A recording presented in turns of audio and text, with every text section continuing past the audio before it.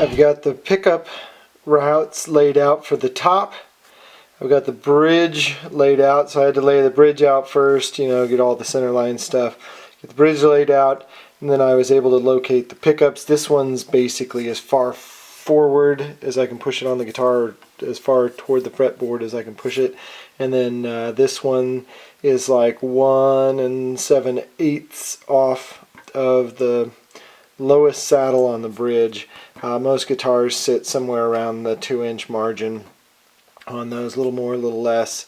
And I know it's to pick up a certain harmonic that happens and all those fun facts, but that's where we located it on this. And this piece, I redid the joint line on it so it fits super sweet. Yep. So what I'll do is just route the top, and then I'll transfer those marks down to the lower piece once they're perfect, and these lower ones can be bigger, so no big deal there.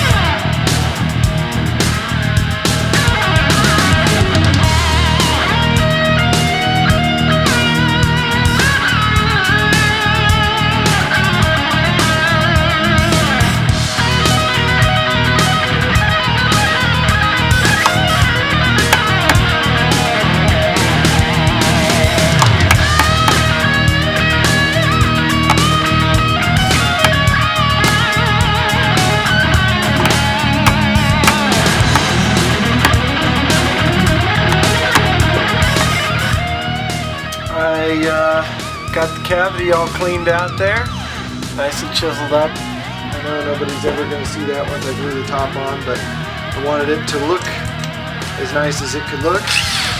And now we're going to do the input jack, get it drilled out. This is what I'm using, which is a Tele style, and I've cheated it just a little bit toward the top because we're going to have a little extra thickness there. And you know, it's got this little piece on the back end, so by the time you get it together, this little black mark here is how far you got to drill down. I don't know what that is, about 1.5 inches. So I'm hoping I can keep her out of the ditch here, keep her fairly straight and true, and away we go.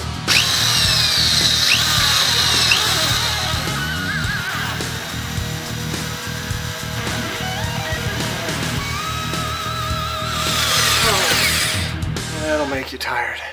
I've got 3 little brad nails here that align with the holes in my plate here. And you know, every once in a while I get a little ahead of myself, and I started drilling this cavity out before I really had this piece set. And I really wanted to set that piece in here and then drill down through, and I didn't do that. So what I did was I put these little brad nails in here, and I'm going to put this where it goes, and hopefully I can do the tappy tap tap on the top here.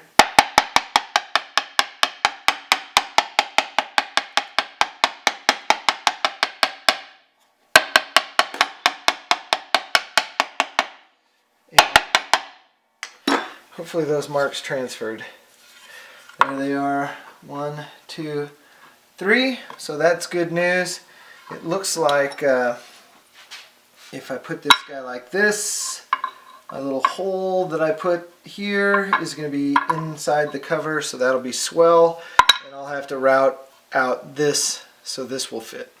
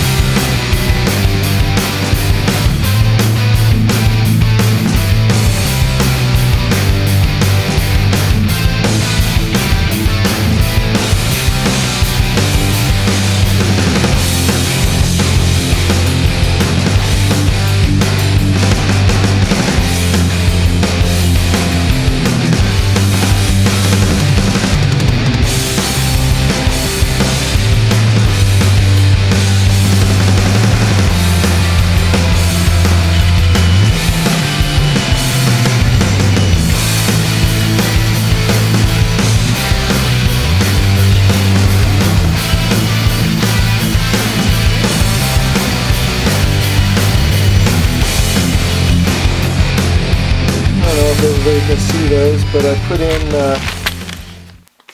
these little dudes, little insert guys, down in those holes, and the walls were really thin and busting out.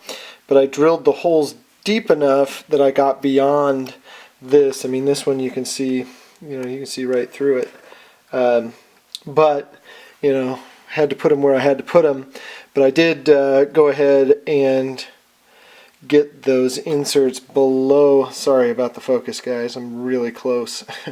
But I got the inserts below, so that was the last thing that I needed to do to the body before I put this side on.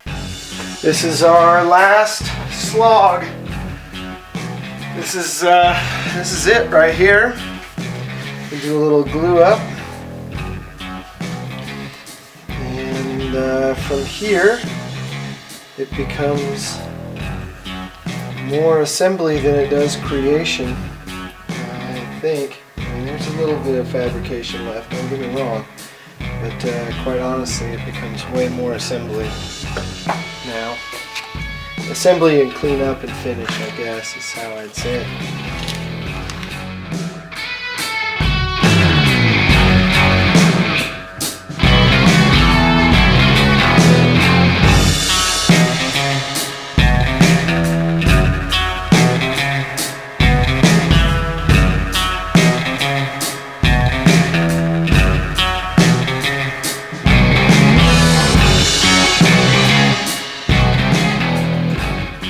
Alright, glued up, let it sit overnight.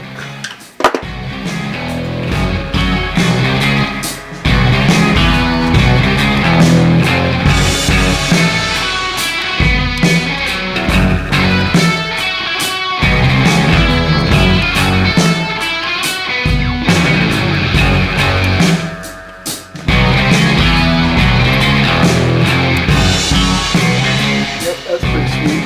Pop this little dude in there.